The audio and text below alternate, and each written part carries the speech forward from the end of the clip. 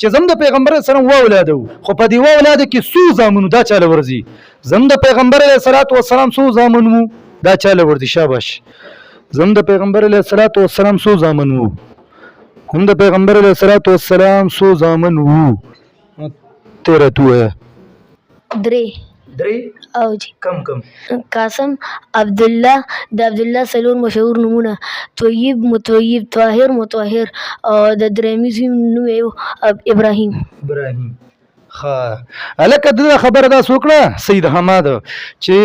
د نبی علیه السلام درې زامنو و اولاد کې درې زامنو د لومبه زوی نوم حضرت قاسم د دویم زوی نوم حضرت عبدالله